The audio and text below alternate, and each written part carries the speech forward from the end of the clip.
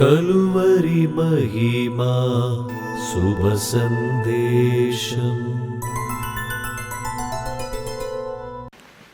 దేవుని నామానికి మహిమ కలుగును గాక. ఈ సమయంలో దేవుని యొక్క వాక్యాన్ని మనం చదువుకుందాం.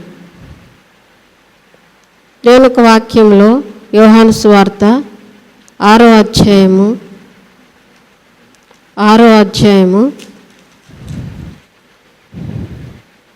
26వ వచనం నుంచి మనం చదువుకుందాం.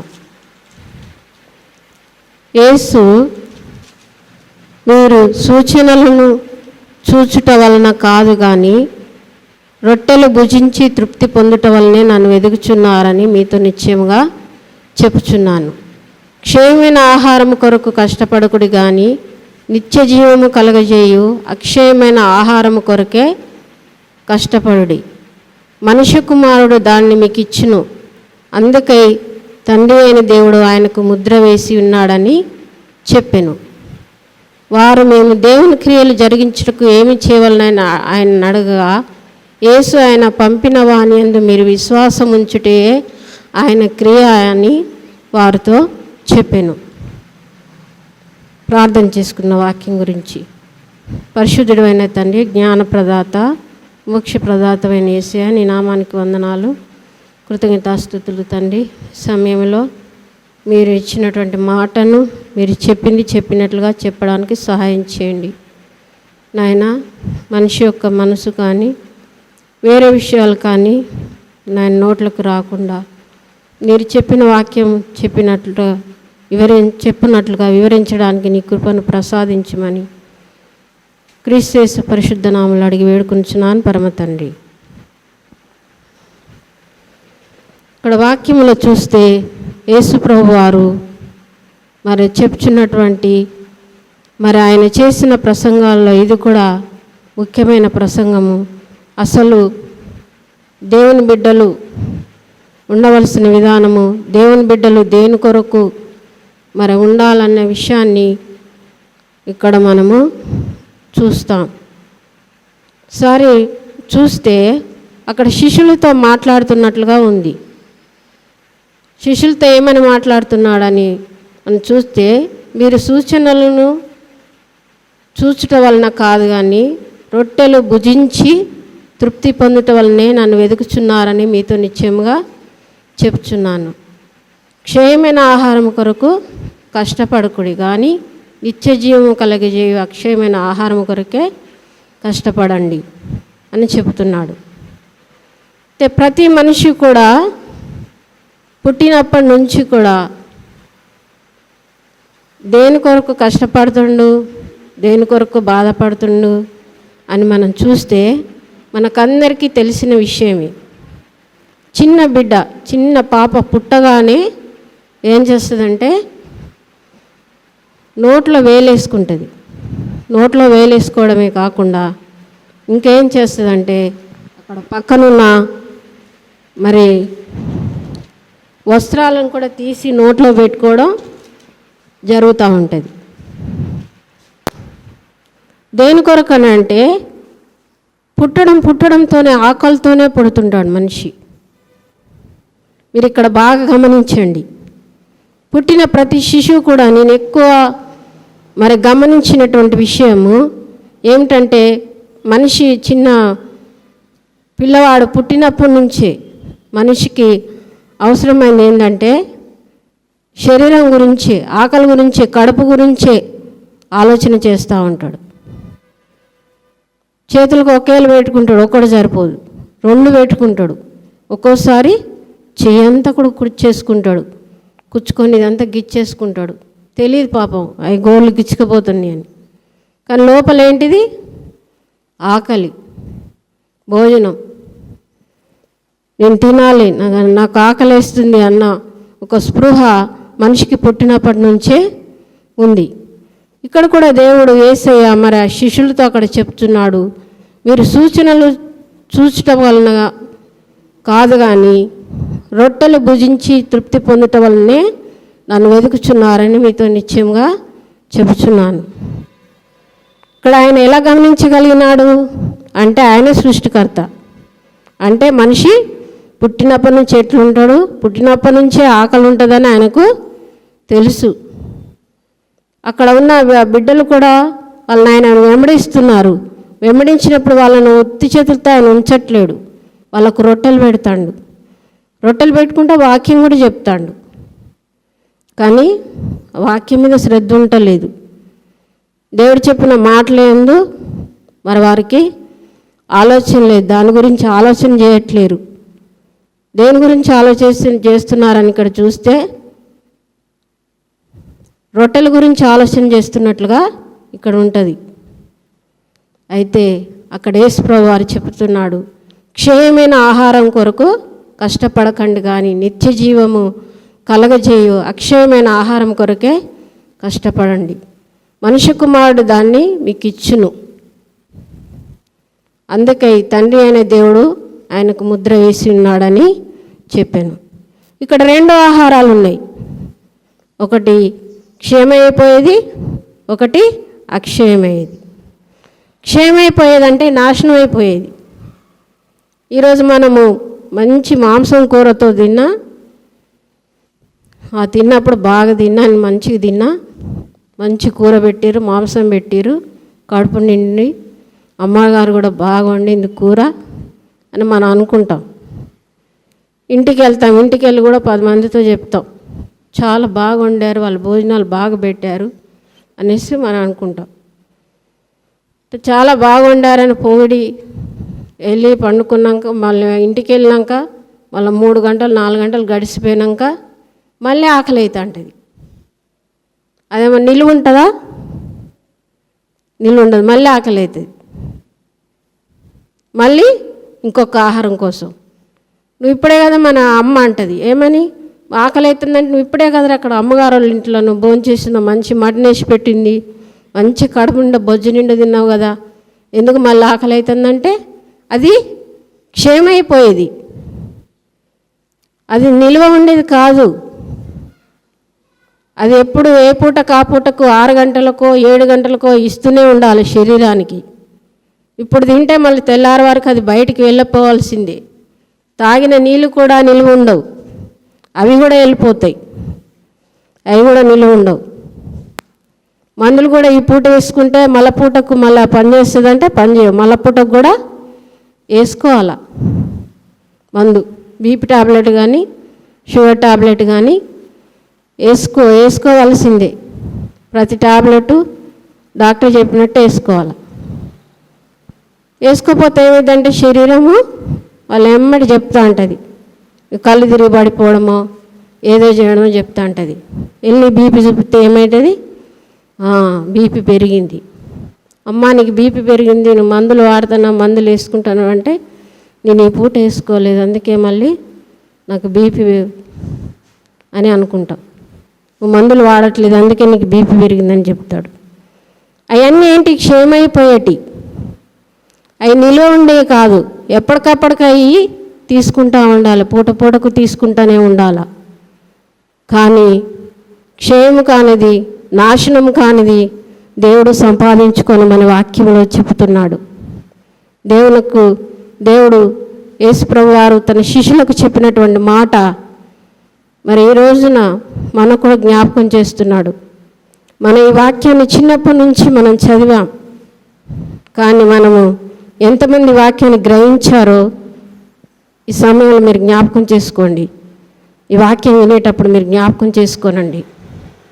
యేసుప్రభు వారు దేని కొరకు కష్టపడమన్నాడు, మనం దేని కొరకు కష్టపడుతున్నాం. యేసుప్రభు వారు దేని కొరకు ఏడమన్నారు, మనం దేని కొరకు ఏడుస్తున్నాం అని మనం జ్ఞాపకం చేసుకోవాలి. మన ఏడుపంతా తిండి కొరకే, ఆకలి కొరకే, మనుషుల కొరకే మనం ఏడుస్తున్నాం. కానీ మన ఆత్మ కొరకు మనం ఏడవట్లేం, జ్ఞానం కొరకు ఏడవట్లేం. దేవుని జ్ఞానం, అయ్యో నాకు జ్ఞానం తెలియదే, అయ్యో వాక్యం తెలియదే అని మనం ఏడవట్లేం. మత్తయి సువార్తలో వాక్యం చూసినప్పుడు అక్కడ ఏమని చెప్తాడంటే, నీతి నిమిత్తం దుఃఖపడేవారు ధన్యులు వారు ఓదార్చబడుదురు. నీతి కొరకు ఆకలి దప్పులు గలవారు ధన్యులు తృప్తిపరచబడతారు. నీతి అంటే జ్ఞానము. దేవుని ఒక వాక్యం కొరకు దుఃఖపడాలి కానీ వేరే దాని కొరకు దుఃఖపడకూడదు. వేరే దానికి వరకు దుఃఖపడుతున్నామంటే మనము దేవుని యొక్క జ్ఞానం మనకు లేదు, దేవుని యొక్క జ్ఞానము మనలో పనిచేయలేదని చెప్పాలి. ఏడుపు వస్తుంది దుఃఖపడుతున్నామంటే మనకు తెలియదని చెప్పాలి. తెలుసు కానీ మనకి మన పరిస్థితి మళ్ళా ఏమైతే మనం ఇందాక చెప్పుకున్నట్లుగా మరి అన్నం తింటాను కానీ అది కడుపులో ఉంటుంది, ఎమ్మటే వెళ్ళిపోతుంది. అట్లనే దుఃఖం కూడా అంతే. పరిస్థితులను బట్టి దుఃఖపడకుండా ఉండలేకపోతున్నాం. పరిస్థితులే మరి దుఃఖాన్ని కూడా గుర్తు చేస్తున్నాయి. అందుకోసమని దేవుడు చెప్తున్నాడు, అవన్నీ కూడా క్షయమైపోయేటి, నాశనమైపోయేటి. మనం తిన్న ఆహారం నిలువ ఉండట్లేదు, మనం తాగిన నీరు నిలువ ఉండట్లేదు. మనం బట్టలు వేసుకున్నా కూడా ఇప్పుడు ఇస్త్రీ చేసి వేసుకున్న బట్టలు కూడా ఒక 2 గంటలు అయితే మరి చెమట పట్టి కంప కొట్టేస్తూనే ఉంటాయి. వాటిని వెంటనే మళ్ళీ 2 తెల్లారో సాయంత్రం వరకు తీసివేయాలి. ఇవన్నీ క్షయమైపోయేటి. కానీ మనుషులమైన మనము ఎక్కువ కష్టము, ప్రపంచమంతా కూడా జరిగే ప్రతి విషయం కూడా కష్టంతో మరి కూడుకొని ఉంటుంది. దేవుని వెతకడము లేదు. దేవుడు మనను సృష్టించింది మనం అలా పుట్టామంటే ఇంకా జ్ఞానాన్ని తెలుసుకోవాలని, ఆయన వాక్యాన్ని తెలుసుకోవాలని, మరి నిత్య జీవము పొందాలని ఆయన చెప్పాడు. కానీ ఈ రోజుల్లో మనం చూస్తే మీరు ఎక్కడైనా చూడండి, స్వస్థతల వాక్యము, అద్భుతాల వాక్యము, ఇవన్నీ వాక్యాలు ఉంటాయి. కానీ ఈరోజు ఈ వాక్యమైన మీరు గమనించుకోండి. మీరు ఎన్నిసార్లు గమనిస్తున్నారు? యేసు ప్రభు వారు మరి ఆయన వచ్చిన రోగులను బాగు చేశాడు. కానీ ఆయన చెప్పిన సువార్త, ఆయన చెప్పిన వాక్యం ఏమిటంటే నిత్యజీవం గురించి, పరలోకం గురించి ఆయన చెప్పాడు. ఊక ఇట్లా పుడుతూ చస్తూ ఉండేదాని కొరకు ఆయన చెప్పలే. నిత్య జీవాన్ని సంపాదించుకోనమని చెప్పాడు. నిత్య జీవం అంటే పరలోకం.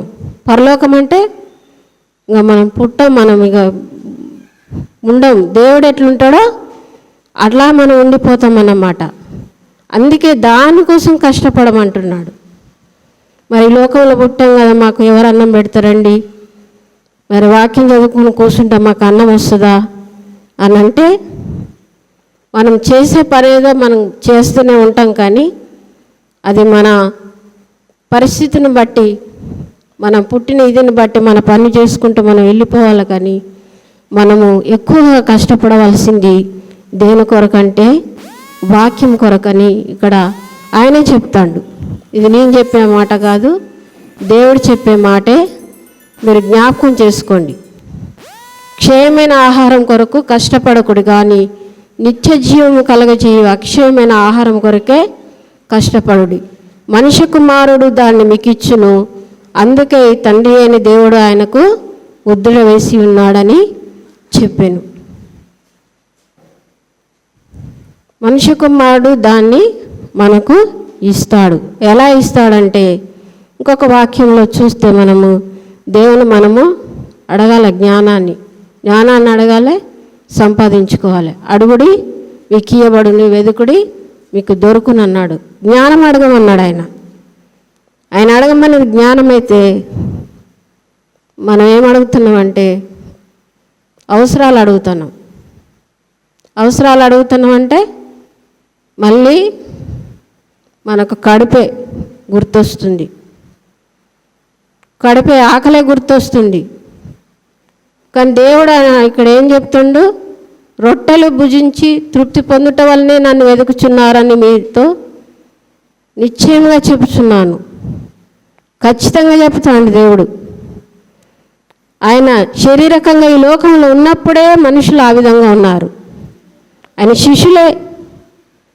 శిష్యులే రొట్టెల కొరకు బాధపడ్డారంటే దేవుడు వాళ్ళ పక్కనుంటే కూడా వాళ్ళకి కడుపే గుర్తొస్తుందంటే ఇంకా సామాన్యులమైన మనము సామాన్యంగా తిరుగుతున్నాం. ఆయన శారీరకంగా మన మధ్య లేడు. ఆయన మనతో లేడు, ఆయన మనం చూడట్లేదు, ఆయన బైబిల్ గ్రంథం ఒక్కటే మనకుంది. ఇంకా మన పరిస్థితి ఎట్లుంటుంది ఒకసారి గమనించుకోవాలి. ఇంకా మన పరిస్థితి చాలా దారుణమైంది కదా. ఉదాహరణకు చెప్పుకుంటే మేమే చాలా ఎంతో కొంచెం బీదరికాన్ని చాలా అనుభవించాం. ఆకలి కోసం బాధపడ్డాం, వస్త్రాలు లేక బాధపడ్డాం, ఏడ్చాం, దుఃఖపడ్డాం, ఎంతో పేదరికాన్ని అనుభవించాం. కానీ దేవుడు అవి ఇస్తూనే ఉన్నాడు. అది మనకు రావాల్సి ఉంటే ఎట్లనే వస్తుంది. దానికోసం కష్టపడొద్దు, దాని కొరకు ఎక్కువ ఆలోచించొద్దు అని దేవుడు చెప్తాడు. అనుకోకుండా అన్నీ వచ్చేస్తూనే ఉన్నాయి. మాకు చిన్నప్పుడు వేసుకోవడానికి కూడా బట్టలు ఉండే, కప్పుకోవడానికి చలికి కూడా బాధపడేవాళ్ళం. మరి ఎండాకాలం అయితే చెప్పులు కూడా ఉండేవి కాదు. కొన్ని సందర్భాల్లో చెప్పులు లేని సందర్భాలు కూడా మేము గడిపాం, అనుభవించాం. అని అప్పుడు కూడా పోషింపబడ్డా, అప్పుడు కూడా జీవం ఉంది, బ్రతికాం. ఎలా బ్రతికామంటే ఏ సమయంలో మనకేం కావాలో ఆయనకు తెలుసని వాక్యంలో ఉంది. ఆ వాక్యాలు మనకు అసలు గుర్తుండవు. ఆ వాక్యాలు చదువుకోం మనం. ఆయన అద్భుతం చేసాను, ఆయన స్వస్థపరిచాను, ఈ వాక్యాలు మనకి ఇవి గుర్తుంటాయి. కానీ ఆయన స్వస్థపరుస్తాడు, ఆయన బాగు చేస్తాడు. కానీ అంతకంటే ముఖ్యంగా అక్కడ మనం కొన్ని వాక్యాలు చూస్తే ఆయన స్వస్థపరిచాడు, తర్వాత రాజ్యమును గురించిన సువార్తను, వాక్యాన్ని, పరలోకాన్ని గురించిన వాక్యాన్ని ఆయన చెప్పినట్లుగా వాక్యంలో మనము చూస్తాం. అందుకే క్షయమైన ఆహారం కొరకు కష్టపడకుడి, నిత్య జీవము కలగజేయు అక్షయమైన ఆహారం కొరకే. అక్షయమైన ఆహారం కొరకే అంటే ఎప్పుడు ఉండేది జ్ఞానము. ఈ తిన్న ఆహారము, నువ్వు కట్టుకున్న బట్టలు, ఎంత పట్టుబట్టలు, ఎంత బంగారం నువ్వు ధరించినా చనిపోయినప్పుడు ఏది నీకు ఉండదు, ఏది కూడా నీ వెంట రాదు. బీరువాలు నువ్వు మడత పెట్టిన బట్టలు నీకు ఏరు, తీసుకెళ్ళలేవు, వేసినా కూడా నీ వెంట రావాయి. ఇద్దరు మనుషులను చూశాను. ఒక తల్లి చాలా లక్షలు సంపాదించింది. ఆమె చనిపోయినప్పుడు ఆమెకు బట్టలు కట్టేయాలని చూశారు. ఆమె బ్రతుకున్నప్పుడు మంచి బట్టలు వేసుకో అమ్మా, నీ వయసు అయిపోయింది, నువ్వెందుకు ఇట్లాంటి వస్త్రాలతో ఉంటావు, మంచి వేసుకోమంటే వేసుకోపోయేది. ఇంకా నేను ఎప్పుడో వేసుకుంటాను మడత పెట్టి దాచిపెట్టేది. కానీ ఆమె సడన్గా చనిపోవాల్సి వచ్చింది. ఆమె చనిపోయినప్పుడు ఆమెకి వస్త్రాలు వేయడానికి కూడా ఆమె శరీరము సహకరించలేదు. దేవునికి మహిమ కలుగును గాక. హల్లెలూయా.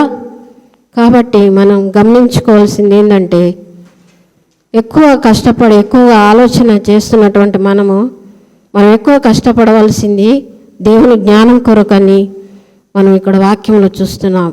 స్వయంగా దేవుడే తన శిష్యులకు చెప్పినటువంటి మాటని మనము చూస్తున్నాం. కాబట్టి ఈ వాక్యాన్ని మీకు అందరికీ మీకందరికీ మరి నేను మనవి చేస్తున్నాను. నాకు ఎలాంటి జ్ఞానం కానీ చదువు కానీ ఏం కూడా లేదు. ఏదో కొంచెం బైబిల్ చదువుకోవడానికి దేవుడు మరి తన కృప చూపాడు.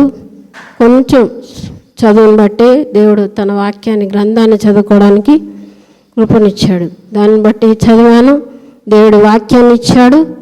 మీరు కూడా ఈ వాక్యాన్ని గ్రహించాలని, ఎక్కువగా కష్టపడుతున్న మీరు, నేను బాధపడుతున్న మీరు, నేను కూడా గమనించుకోవాలని, వాక్యాన్ని చదవాలని మీకు నమస్కరిస్తూ చెప్తున్నాను.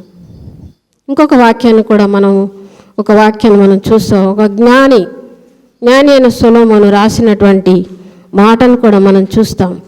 ప్రసంగి గ్రంథంలో ఒక వాక్యాన్ని మనం చూస్తాం. 1వ అధ్యాయము 3వ వచనం.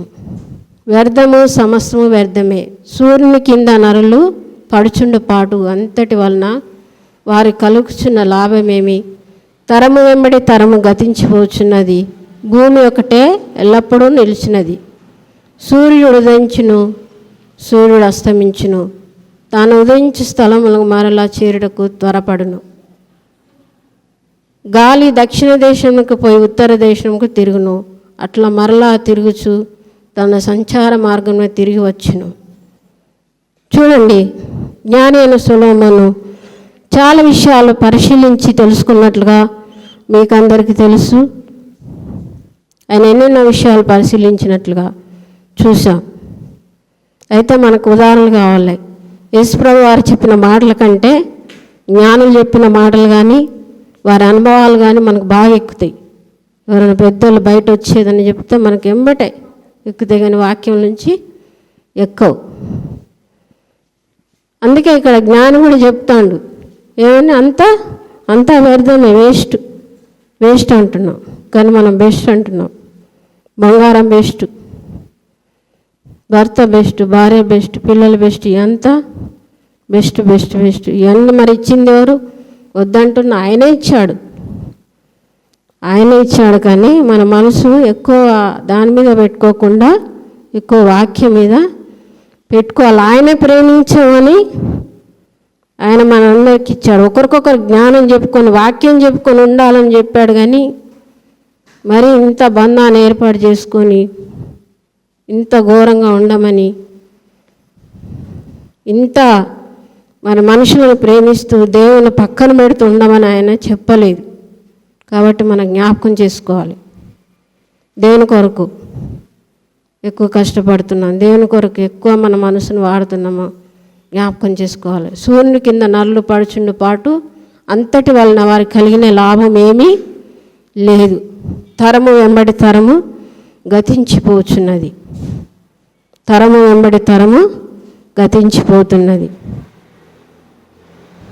పుడతానే చేస్తున్నాడు మనిషి, ఇది ఒకటే. కానీ ఎంత వేస్ట్ అంట. మరి ఏది బెస్ట్ అని అంటే అక్షయమైన ఆహారము. మరి ఈ ఆహారాన్ని ఎందుకు దేవుడు సంపాదించుకోమని చెప్పాడు అంటే ఇది తలలో ఉండిపోతుంది. నీకు ఈ జ్ఞానము తలలో ఉండిపోయి నీ జ్ఞాపకంలో ఉండిపోయేది. నువ్వు చనిపోయినప్పుడు మనతో కూడా వచ్చేది ఏంటంటే ఇది వాక్యం మాత్రమే. అందుకే దేవుడు దీన్ని సంపాదించుకోమంటాడు. కానీ మనం మొట్టమొదటిగా చెప్పుకున్నాం కదా, పుట్టినప్పటి నుంచి చిన్నపిల్లవాడు నోట్లో వేసుకోవడానికి అది ఇది నోట్లో పెట్టుకోవడానికి కష్టపడుతుంటాడు. వేసుకొని చీకుతూ ఉంటాడు. మనిషికి మొదటి నుంచి వచ్చింది అదే.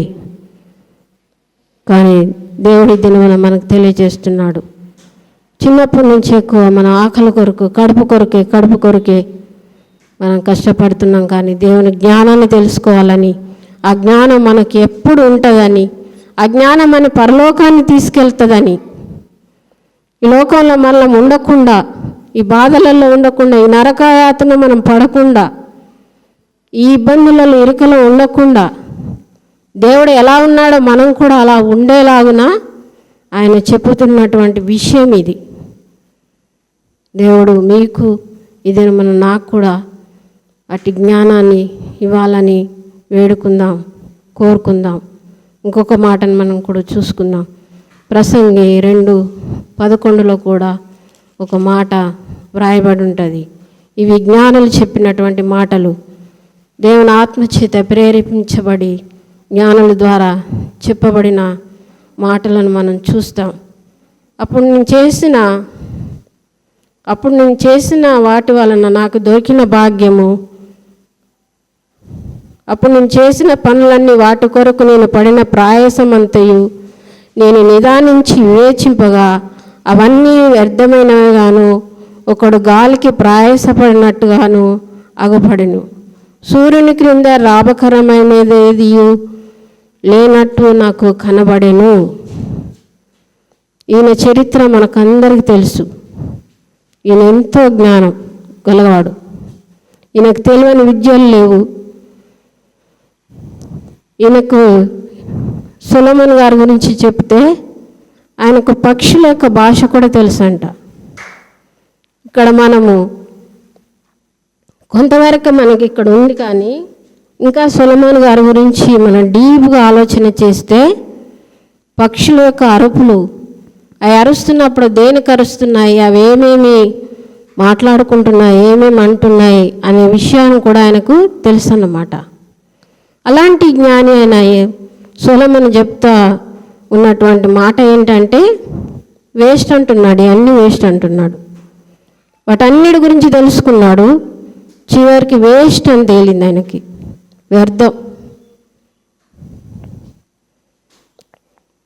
వ్యర్థమైన దాని కొరకు కష్టపడినట్టుగా వ్యర్థమైన దాని గురించి చదువుకొని ఎన్నో చదివాడు ఆయన.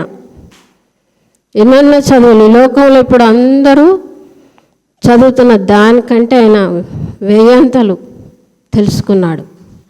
చాలా విషయాలు తెలుసు ఆయనకు. మనం ఈ ప్రసంగంలో చూస్తే ఇంకా సొలొమోను సామెతలు ఇవన్నీ చూస్తే ఎన్నో విషయాలు రాశాడు. అక్కడ ఎంతో జ్ఞానం ఉంటుంది. లోకంలో మనుషులు ఎట్లుంటారు, ఎట్లా జీవించాలి, ఎట్లా చేస్తే ఏమైద్ది అన్నీ ఇక్కడ రాయబడి ఉంటాయి. మరి అన్నీ తెలుసుకున్న సొలొమోను జ్ఞాని ఏమంటున్నాడంటే వేస్ట్ అంటున్నాడు. ఈ లోకం కొరకు, ఈ ఆకలి కొరకు బాధపడి ఇదంతా వేస్ట్, కానీ దేవుని వాక్యమే బెస్ట్ అంటున్నాడు. కాబట్టి ఈ దినమున మనం చూద్దాం యేసుప్రభు వారు ఏ వాక్యాన్ని బోధించాడు, మనం ఏ వాక్యాన్ని బోధించుకుంటున్నాం, యేసుప్రభు వారు దేనికి అడగమన్నాడు, మనం దేన్ని అడుగుతున్నాం, దేని కొరకు ఎక్కువ కష్టపడమన్నాడు, దేని కొరకు ఎక్కువ కష్టపడుతున్నాం, మనం ఆలోచించుకోవాలి. ఈ దినమున మీరే కాదు, ముందు దేవుడు నాకే ఈ వాక్యాన్ని చెప్పాడు కాబట్టి నేనే ఎక్కువ ఈ వాక్యాన్ని గ్రహించుకోవాలి. ఇంకొక మాటను కూడా మనం చదువుకున్నాం ప్రసంగి గ్రంథంలోనే. ఇక్కడ చూస్తే 4వ అధ్యాయము 8వ వచనం, పిమ్మట సూర్యుని క్రింద జరుగు వివిధమైన అన్యాయక్రియలను గురించి నేను యోచించి తిని, బాధింపబడువారు ఆదరించు దిక్కులేక కన్నీళ్లు విడుచుదురు, వారిని బాధపెట్టువారు బలవంతులు కనుక ఆదరించేవాడెవడును లేకపోయాను. కాబట్టి ఇంకనూ బ్రతికున్న వారి కంటే ఇంతకుముందు కాలం చేసిన వారే ధన్యులనుకుంటుని. చూడండి, ఇది ప్రతిరోజు నేను అనుకుంటా, ఇట్లా ఇంత భయంకరమైన పరిస్థితి నేను అనుభవిస్తున్నాను, ఇంత నరకయాతన అనుభవిస్తున్నాను, నేను చనిపోవలసింది కదా, నేను చనిపోతే నాకు ఈ బాధ ఉండేది కాదు కదా అని నేను కూడా అనుకుంటా ఉన్నాను. ఇక్కడ అదే ఆయన రాసి పెట్టాడు, పిమ్మట సూర్యుని కింద జరుగు వివిధమైన అన్యాయ క్రియలను గురించి నేను యోచించి తిని. చూడండి, ఇంతకుముందు మనం చెప్పాం కదా సొలొమోను గారికి అన్నీ తెలుసు, పక్షుల భాష కూడా తెలుసు అని. ఇక్కడ ఒక వాక్యం మనం చూస్తున్నాం, ఏం తెలుసు అంట, అన్యాయం గురించి కూడా తెలుసట. మనకు ఒక 2-3 చేసే అన్యాయం తెలుసు, కానీ ఆయనకు అందరి అన్యాయం తెలుసు. అందుకే ఇక్కడ ఒక మాట వాడాడు, సూర్యుని క్రింద అన్నాడు. అంటే ప్రపంచమంతట్లో జరుగుతున్న అన్యాయం గురించి కూడా ఈయనకు తెలుసు అన్నమాట. అన్యాయక్రియలను గురించి నేను యోచించి తిని, బాధింపబడువారు ఆదరించు దిక్కులేక కన్నీళ్లు విడుచుదురు, వారిని బాధ పెట్టువారు బలవంతులు గనుక ఆదరించేవాడెవడును లేకపోయాను. అవును, తక్కువ స్థితిలో ఉన్నవారిని ఎక్కువ స్థితిలో ఉన్నవారు బాధిస్తున్నారు ఈ లోకంలో కదా. వాళ్ళని అనవసరమైన బరువులు పెట్టి మోపిస్తుండ్రు. డబ్బుంది కాబట్టి ఆ డబ్బును పెట్టి దేనైనా లోకంలో కొనుక్కోవచ్చు. డబ్బు లేని వారు, వాళ్ళని అన్యాయంగా బాధించబడేవారు వాళ్ళందరూ ఉన్నారు. దిక్కులేక కన్నీళ్ళు విడుస్తున్నారు. వారిని బాధ పెట్టేవారు బలవంతులు, ఆదరించేవారు ఎవరు లేరు. ఎవరు ఆదరిస్తారు? దేవుడు జ్ఞానం ఉంటే వాళ్ళే ఆదరించబడతారు. కానీ ఇక్కడ చూస్తే సూర్యుని కింద జరుగు అన్యాయ క్రియలను కూడా ఆయన చూశాడంట, యోచించాడంట, ఆలోచించాడు, గమనించాడు. ఇంకా ఆయన పనే అది, అన్నీ గ్రహించుకున్నాడు. కానీ అట్లా గ్రహించుకున్న వ్యక్తే ఏమంటున్నాడు, కాబట్టి ఇంకనూ బ్రతికున్న వారికంటే ఇంతకుముందు కాలం చేసిన వారే ధన్యులు అనుకుంటుని. మనం అంటాం కదా, ఈ జబ్బుతో ఈ బలహీనతతో నేను బ్రతకడం కంటే నేను చచ్చిపోవడమే మంచిది అని ప్రతిరోజు నేను అనుకున్న సంవత్సరాలు ఎన్నో ఉన్నాయి. ఈ బాధలతో, ఇంత బాధతో చిన్నప్పటి నుంచి దుఃఖపడుతున్న తండ్రి, నన్ను చంపే అంటే చచ్చిపోతానా? ఎన్ని జబ్బులు వచ్చినా, ఎంత బాధన వచ్చినా దేవుడు తీసుకెళ్ళినప్పుడు వెళ్ళిపోతాం.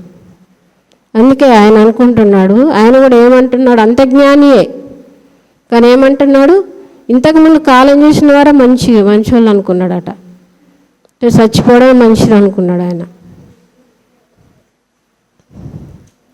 కానీ చచ్చిపోయినా మరి మనం వెంట వచ్చేది జ్ఞానము. చచ్చిపోవాలనుకునే దానికంటే వాక్యాన్ని తెలుసుకోవడం, ధైర్యపడడం, వాక్యానుసారమైన జీవితాన్ని, పరలోకాన్ని మనం సంపాదించుకోవడం గొప్ప విషయం అని యేసుప్రభు వారు ఇంతకుముందు మనం చదివిన మాటలోనే మనకు చెప్పాడు.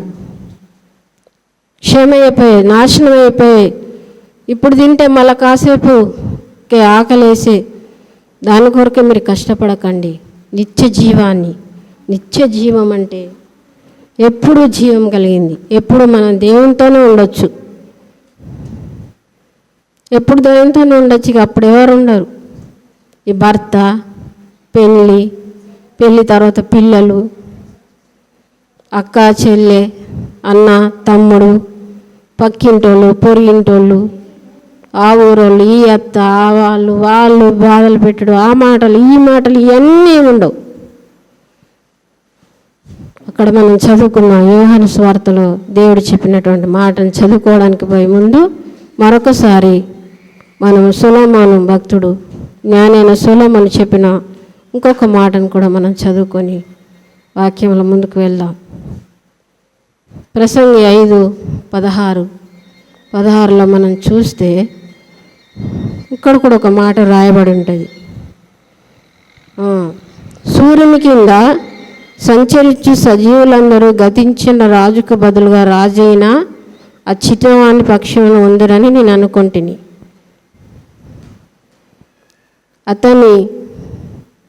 అతని ఆధిపత్యం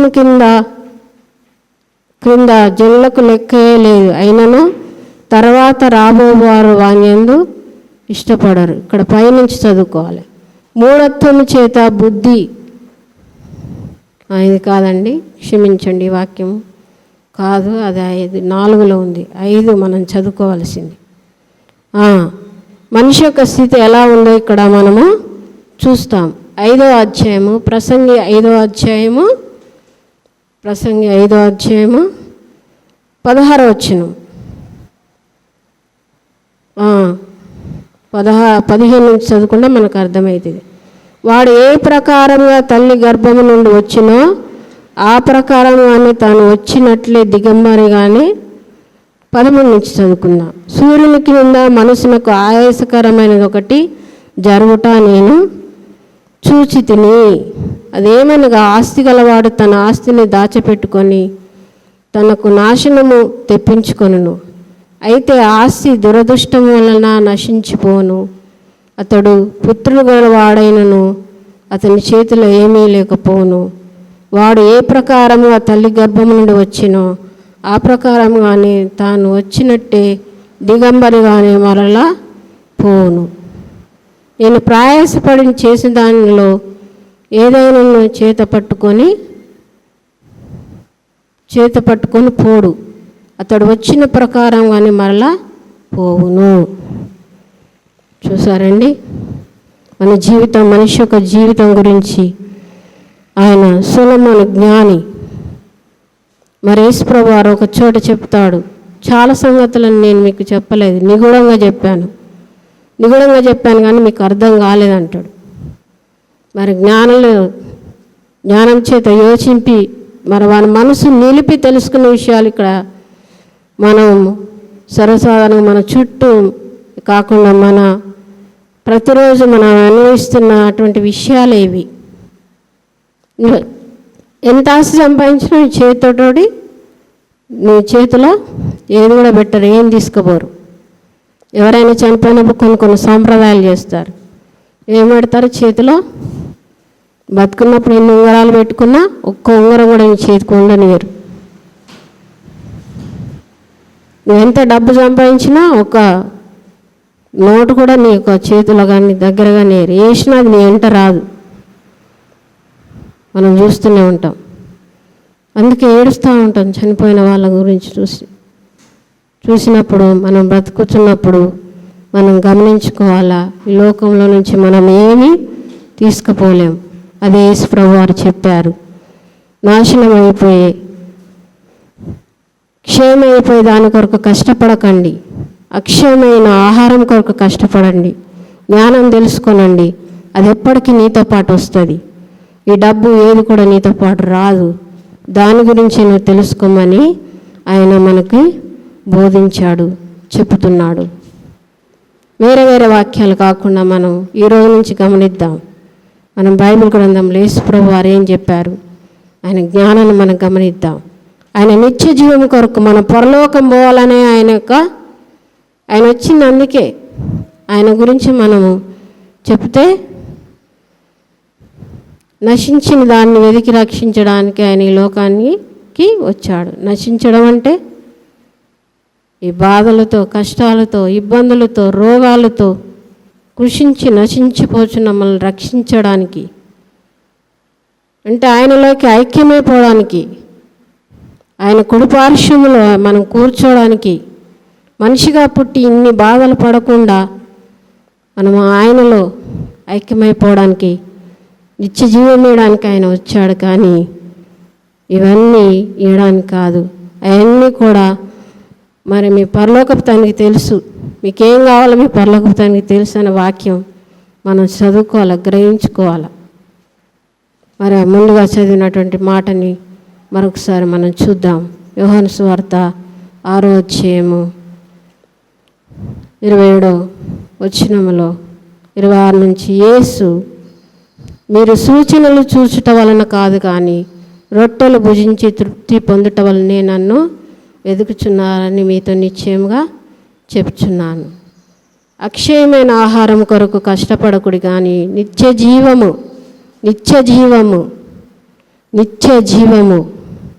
కలగజేయు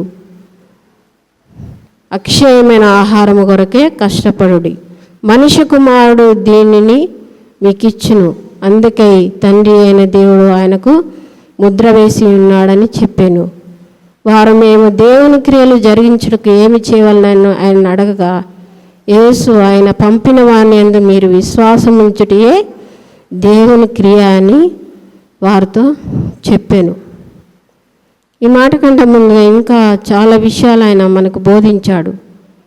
నిత్య జీవాన్ని ఎలా సంపాదించుకోవాలో అన్న విషయాన్ని ఇక్కడ శిష్యులు అడుగుతుండ్రు. ఆయన విశ్వాసం ఉంచడమే. అంటే చాలామంది దేవునిగా చూడట్లేరు. ఆయన స్వస్థపరిచేవాడిగా, ఆయన ఒక డాక్టర్గా, బాగు చేసేవాడిగా చూస్తున్నారు. కానీ ఆయన ఎలాంటి వాడంటే, ఆయన ఎలా ఉన్నాడో మనల్ని కూడా ఆ స్థితిలో అక్కడికి తీసుకువెళ్ళి ఆయనలాగా ఉండేలాగా చూస్తున్నాడు. అట్లా ఎవరు చూస్తారంటే తల్లి తండ్రి చూస్తారు. అట్లనే మన పరలోకపు తండ్రి అయిన దేవుడు మనల్ని కూడా ఆయనలాగే ఉండడానికి, నిత్యజీవులు ఎవరుంటారండి అని ఆలోచన చేస్తే యేసు ప్రభువు వారే ఉంటాడు. తండ్రి దేవుడు ఉంటాడు. ఇక్కడ అందుకే చెప్తాను, తండ్రి అయిన దేవుడు ఆయనకు ముద్ర వేసి ఉన్నాడని చెప్పాను. వారు, మేము దేవుని క్రియలు జరిగించుటకు ఏమి చేయాలని ఆయన అడగగా, యేసు, ఆయన పంపిన వాని యందు మీరు విశ్వాసం ఉంచుటయే దేవుని క్రియ. ఆయన నిత్య జీవం ఇవ్వడానికి వచ్చాడని మనం నమ్మాలా, ఆయనను విశ్వసించాలా, ఆయన జ్ఞానాన్ని అడగాల, పరలోకాన్ని సంపాదించుకోవాలా. అంతకుముందు చాలా వాక్యాలు దేవుడు చెప్పాడు. పరలోకం పోవాలంటే ఎలాంటి కలిగి ఉండాలని మనకు చూపించాడు. అక్కడ దేవుడు వాక్యం ఉంది కాబట్టి అవన్నీ కూడా మనం జ్ఞాపకం చేసుకోవాలి. ఇక్కడ ఇంకొక మాట కూడా రాయబడింది, యేసు ఆయన పంపిన వాని యందు మీరు విశ్వాసం ఉంచుటే దేవుని క్రియ అని వారితో చెప్పాను. వారు అట్లయితే మేము చూచి నేను విశ్వసించుటకు ఏ క్రియ చేయుచున్నావు, ఏమి జరిగించున్నావు, భుజించుటకు పరలోకం నుండి ఆయన ఆహారం వారికి అనుగ్రహించును అని వ్రాయబడినట్లు మన పితరులు అరణ్యంలో మన్నాను భుజించిరని ఆయనతో చెప్పిరి. కాబట్టి యేసు పరలోకం నుండి వచ్చే ఆహారము మోషే మీకు ఇయ్యలేదు, నా తండ్రియే పరలోకం నుండి వచ్చు నిజమైన ఆహారము మీకు అనుగ్రహించున్నాడు. పరలోకం నుండి దిగివచ్చు లోకమునకు జీవమునిచ్చినది దేవుడు అనుగ్రహించే ఆహారమై ఉన్నదని మీతో నిశ్చయంగా చెప్తున్నానని వారితో చెప్పాను. నిశ్చయంగా ఖచ్చితంగా చెప్తాడు. తండ్రి అయిన దేవుడు ముద్ర వేశాడు యేసుప్రభు వారికి. యేసుప్రభు వారి దారినే మనకు నిత్య జీవము. యేసుప్రభు వారి దారి ఎలా నిత్య జీవం అంటే ఆయన చెప్పాడు కదా, ఆయన విశ్వాసం ఉంచాడు. మనల్ని వెంబడిస్తున్నవారు, మనల్ని ఇష్టపడుతున్నవారు మనల్ని ఏం చేస్తారు? వాళ్ళు ఇష్టపడుతున్నారని మనకు ఎలా తెలుసు అంటే మనం ఏది చెప్తే వాళ్ళు అది వింటారు. మనం ఎక్కడుంటే వాళ్ళు అక్కడ ఉంటారు, మనం ఏడ కూర్చుంటే ఆడుంటారు. అట్లనే ఆయన విశ్వసించడం అంటే ఆయన ఏం చెప్పాడో మనం అలాగ నడుచుకోవడం. పరలోకం వెళ్ళడానికి మనకిది ఆయన చెప్తున్నటువంటి మాట. ఈ రోజున ఈ ప్రసంగం వింటున్న ప్రతి ఒక్కరు కూడా గమనించుకోండి. చెప్తున్నటువంటి విజయాన్ని నన్ను చూడకండి, నా పరిస్థితిని చూడకండి. నేను చాలా దారుణమైన పరిస్థితుల్లోనే ఉన్నాను. కానీ దేవుని యొక్క వాక్యం ఉంది, అది నిత్య జీవం ఇచ్చే వాక్యము. వాక్యాన్ని దేవుడు నాకు ఇచ్చాడు. దేవుడు నన్ను చదవమన్నాడు, నేను చదివినాను. మీకు కూడా ఈ వాక్యాన్ని కేవలం ఆయనే నా నోట్లో ఉండి మాట్లాడుతున్నాడు. కాబట్టి ఇది నన్ను చూడకుండా ఆయన వాక్యాన్ని గ్రహించి, ఇంతకాలం మనం దేవుని కొరకు అడుగుతున్నాము, దేన్ని అడగాలో, దేవుణ్ణి మనం సంపాదించుకోవాలో మనకి యేసుప్రభు వారు ఈ దినమున బోధించాడు. కాబట్టి నిత్య జీవం కొరకు, పరలోకం కొరకు కష్టపడదాం. దేవుని యొక్క వాక్యాన్ని ఇంకా తెలుసుకొని ఆయన ఎలా ఉన్నాడో ఆ స్థితిలోకి మనం వెళ్ళినట్లుగా దేవుడికి మనకు కృప చూపాలని కోరుకుందాం. దేవుడి యొక్క వాక్యాన్ని దీవించునుగాక. ఆమేన్.